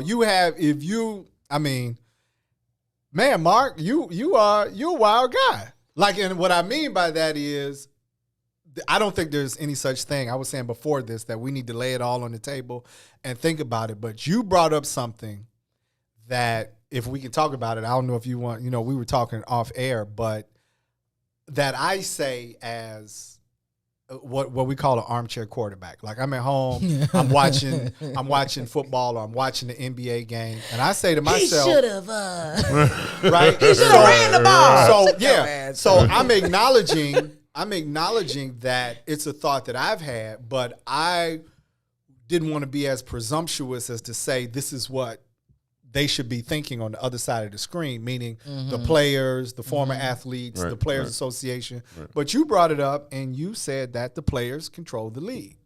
Yeah. And my question was, and I think Cassie asked the same question, is that really the thought and the talk? Because I've said that sitting on my couch. Like, I mean, if they say they're not going to play, everything's going to have to bend to them, because there's no game without the players. Right. Yeah. Oh, see, that's where the unification comes in. And you can't just say you're not going to play. You have to be unified for something that's worthy of being unified for. You know? And then comes that protection. Yeah. After you're unified, because no one wants to go out there alone. But I think in this climate right now, we are political now. Before this particular time in the world, it was a little, different to think of yourself commenting on different situations around the world now. But I think by this particular climate, it has opened the eyes of the fact that whether we want to be or not, we have just stepped into the stage of being a political entity. Yeah. So we are now. They expect to hear from us now. I'm loving it. So let me I'm getting. You're saying with the advent of George Floyd, right? I'll just take the climate going back to last year. The climate today. You go all the way back to Colin Kaepernick. Okay, let's go back to Colin. Let's put it there. Let's go to Colin. But the climate today, right, has allowed for the ability to. I don't know if we've shifted into it yet. But the ability for the players to have political capital. Yes, we'll have to look at it. And embrace that. Embrace it. I think they've always had it, but last year. But I think some of our political officials who understand where we are, black, white, indifferent, every ethnic group has somebody in sports. And my perfect world would be, for that group to have a representative, of their color, of their nationality, become a part of this group that does nothing but look, monitor, and and be able to, get with other groups and agree upon a stance and then communicate that to the entire league. So now you have cover. Yeah. You have actual cover because they're going to know their work is going to be finding out where the wrongdoings are, understand how to motivate and get together and, make a difference. If that person has to be out of office, he knows exactly what to do in order to get our word and our narrative out to say, these are the things that we don't like about this gentleman. Watch those things, watch these things. We don't individually have to say blah, blah, blah, blah, blah. We don't have to do that. We can actually have a spokesperson that, actually has a word from the NBA, has a word from the NFL, or has a word from that collective sports group, is that this is how they see this, and we are actually, we sway voters. And we can sway voters. I mean, a lot of people that are in the community doing organizing, we can get right to them, talk to them, saying, what is it that we need to do in order to be able to, shed light on what's happening in our community. And that's a huge word. That's a huge word. I mean, that's a gigantic word. To all the money, when you say back the money, all the money in Atlanta, because when they pulled out the All-Star game, you start hearing from public officials there. Absolutely. Yeah, all day long. Yeah. So what I'm saying they count is on that. We have to look. It's money the city counts on. Yeah, we have to look at the actual, I won't want to call it power. I hate calling it power. Responsibility. Okay. We have to look at the responsibility that has been put in our hands and use it, because that's for society. I mean, we're not looking at our position in society, meaning that we're supposed to play, but coming together, everybody has a say so in right and wrong. Come on. And I don't think we're using our, There you go. I don't think we're doing it. So I mean, I knew you wanted to go. I think about this stuff all the time. So I got kicked out of Dallas for actually. Yeah, all right. So behind the scenes, because you can read the stories. I mean, you said it. I'm curious. What's the? Yeah, okay. You got kicked out of Dallas because you're a thinker. What happened? Well, basically, I think I've told this before here. Is that I grew up a little different. I grew up at the age of 5. Yeah. I grew up, I spent a year and a half in the hospital. So that's a long time. I had rheumatic fever. Okay. So I'm uniquely put in this position where I didn't leave the hospital. So in the hospital, every ethnic group, everybody's trying to get their kid healed. So I knew from every, Indian, African, Asian, white, everybody was there. So all of us kids played together.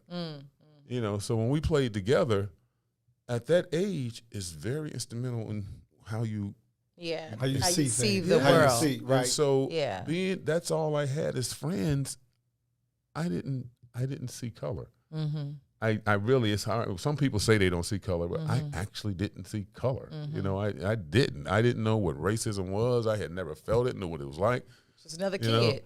Just another kid. Like you see those two little kids run up to each other and hug each other. Yeah. That was me. Yeah. So wow. Yeah. So, but when now that when I come out of this thing, I actually, eyes wide open at that point. So when I see injustices, I see them. And in Dallas, I wasn't the judge and jury, but I would say, please look at this. Like my friend Derek Harper, Illinois, good basketball player. We drafted him high, number 1. And we had a point guard, Brad Davis, who was white, which was a good guy. I mean, do anything with Brad, love him. I don't see color like that. But when Derek Harper came, Brad was a little older. We drafted Derek Harper to be that guard. And at that point, I was the carrier. And let me tell you, carrying an NBA franchise is no joke. I'm sure. It's pressure from everywhere. Yeah. I'm fighting I'm this. sure. When you lose a game, it goes straight to you. Right, straight to you. I just made, one of the things I did, I made the statement. I said, listen, it's time for Derek Harper, to play. And the organization didn't like that. And several other little things like that I was totally honest about. It didn't have black or white on it. you know, It was like he's good for the game. I mean, I'm looking at us as I'm looking at us as a team. We need the team to we, work. We need him on the floor. Yeah. Well, we had a draft where you know these guys, which is Karl Malone, and you know Joe Dumars, which I eventually got to play with. Right. Love Joe. In the draft, as our conversation goes, when I left they call it a war room, and Don Carter, which was a owner at that point, you know, he allowed me to be in the conversation. I don't know how much I was really in the conversation, but he allowed me to be in there. And when we left, and at the end of the day, our picks was supposed to be Karl Malone, if he was available, and Joe Dumars.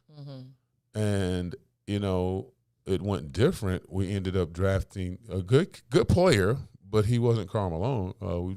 He played here, Bill Whittington. And then we drafted. He's on air now. Yeah, we drafted Uwe Blau, which you probably don't know. But in my humble opinion at that point, you know, if I'm going to stay here carrying your franchise, I want to know who we're drafting. I have to play with them. They have to ride my back before they get their wheels. Right. And when the draft changed that way, I was hot. You know, I was like, this is not what you told me. Yeah. You know, and I voiced my opinion on that, you know, because I'm a part of you. I'm a part of this franchise. I'm a part of Dallas, and I'm trying to get Dallas the best product.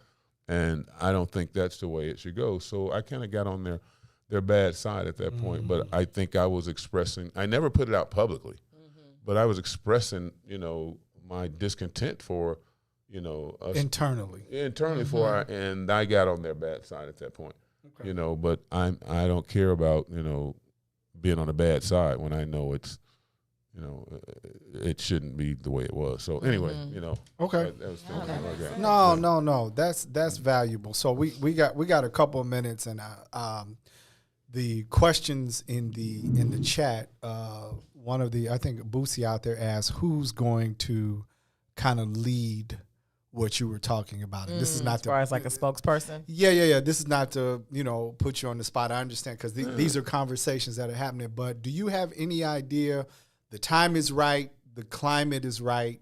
Going to the next level. Is there somebody or in the circles that are looking to kind of lead what you're talking about or put this together in terms of this unified voice or political capital? I can't say an individual, but what I'm saying now is that Adam Silver is the perfect guy right now, because he looks at it. He stopped the NBA from playing.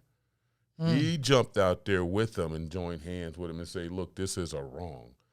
He stepped up. And I think by him stepping up, there should be a meeting of the Players Association with the NBA Players Association with the NBA, saying that we are a political force now. How do we control that message coming out of us? Because we have to be together. It can't be the NBA, then it can't be the Players Association. It has to be the NBA together. Both parties. So I think that I hope and I pray that that conversation starts, and it's primed to start right now, because we can't go back now. We can't come out and talk about something like that and talk about all the wrongdoings and talk about things, then all of a sudden go silent. That's really, that would be horrible for us. So right now is the perfect time for that conversation to be had, because it's much needed, it's perfect, and we put ourselves in that position whether we want to be or not. We are there right now. I'm sorry. Boosie says Google's Adam Silver. Oh, she didn't know who Adam Silver was or is. Oh, I'm sorry. He's the man. He's the commissioner of the NBA. Right. And I guess Chris Paul is the president of the Players Association. Yes. So, you know, it's an injustice if that doesn't happen. I think it has to happen right now. I think it has to happen. So, man, I've really enjoyed. It wasn't what. Oh wow. Yeah, it's man. 2:55 it's already. 2:55. But I'm saying no. You don't have anything to be sorry about. We were just listening because you again. I've said similar things, but going back to being the armchair guy, or I'm like, yeah, well, why don't they just do this? Or why don't they do, but to hear the level of introspection, right, coming from someone who's in the arena is a little different than what we think on the, on the outside of the arena. Or I would say on what. I can understand that. Yeah. So it's, sitting here actually having the conversation. So I'm totally appreciative of you just taking the time to express that and walk us through it, because I've never heard it like that from someone that's in the arena. Mm-hmm. And I think all day we can be on the outside and be like, they should do this and they could control this. Or if the players got together, they could just do that. But to know that that conversation is happening on the other side of the fence, I think that's different and worth listening to. Yeah, well, it's not easy, but like I say, in my era, the climate wasn't right. Okay. The climate was not right because, like the lady said, what'd she tell him? Shut up and bounce the ball. Oh yeah, shut up and dribble. I got it right here because I was right. When you talk about shut up and dribble, for you to just think that at that point that you could actually say that to a person. Oh yeah. Just think about what it was said. That was like, basically, you should have no say-so in what our society does. That's absolutely what she meant. Yeah, that's absolutely what she meant. That's what was said. Shut up and dribble. Shut up and dribble. You don't forget about what we're doing, that things that gonna affect you, your kids, your wife, everybody else. Just shut up and dribble. That's how I took it. Yeah, that's how we all took it. Yeah. And there are others out there, including some of our people, that don't value artists and entertainers. They look at you all as one as one note, right? Real like talk. you're not a whole individual that's articulate and thinking. Can you believe that? Right. Just think about that. I can, but it's terrible. That's terrible. Like incredible that you could actually have the nerve to say that to me. Yeah, absolutely. How do you? So you're saying that? Okay, well, am I half a person right, now? Right. Absolutely. Well, yeah. Come on. Now we getting back. Now we going back to slavery. 3/5. Yeah, but what I'm saying You're is not qualified to speak on Yes. the totality of what you experience. So just sing for me, just dribble, just throw the football, basically just be quiet. Shuck and jive. Right, shuck and jive. But You're a minstrel. Yeah. I mean, I look at that, like I say, is that I don't, a lot of people say that they're not prejudiced, and I really actually feel that to my bones, because of the way how I grew up, meaning that I seen the moms of other ethnic groups bawling in the room because they just lost their child. Wow. You know what I'm saying? And that was my friend, and he was Indian. So I try to be very careful when I say things, and I think about, how everybody feels, but then also is that I can't feel that way about a Hispanic. How can I do that? How can I have the nerve to say something that makes you feel smaller than the human being that you are? That's next level. Yeah. You can't do that. You can't do that. Right. So let's do this. Right. We only got 1 minute. And Mark, I just want to say this though. We are doing 30 days in May.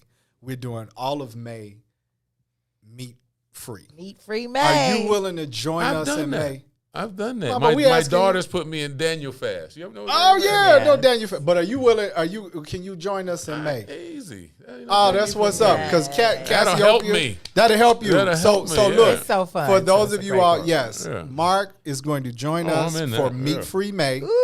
So we got that. We got that out of you, and you got to come back. You got to talk to us. You got to talk to us some more, man, because you are brilliant. Should be no surprise, right? So we're not saying, but the level of authenticity. No. The level of authenticity and conversation. I'm just honest in my thinking. I don't call myself brilliant. I draw it on honest. I just try to be honest in my thinking. And maybe there's a brilliance in honesty. Maybe there is. Maybe there's a brilliance in honesty. I just try to be honest in my thinking. Brilliance Let's do that. just means bright. That's the light. See, That's the God in you. There you go. It's always. And that's another thing I'm pissed off about. Y'all don't get enough credit. Okay, so look, we gotta have a whole. Look at the hater. No. Like that. He don't want to hear that. They don't. We just See did that a lady whole. back there, Mary back Hey, there? look, we just did a They whole don't get show. enough credit. They don't get enough credit. But we did a whole month of Y'all do not get salute enough to credit. women. Y'all do I know. not. Okay. I know. The hater. You did your part. It's over with now. Let me do the nasty before I get out here. Do it. Why do they only have their month? Come on. That's not what I meant. It's being drug out of context. Yeah, see the narrative? Right? Yeah, see what he did? So now I'm LeBron. Listen, you all. You've been on the turned to LeBron. Right. You've been on the green side of things. It's Sadeek. And Cassiopeia. And we had the honorable, the man, Yes. Mark Aguirre, Thank you NBA champ, so much. Chicago Right. native, and just a beautiful spirit. Yeah. And we thank you very much for sitting in with us. Catch us Tuesday. Have a great weekend. We love and appreciate you. And as we always say, peace.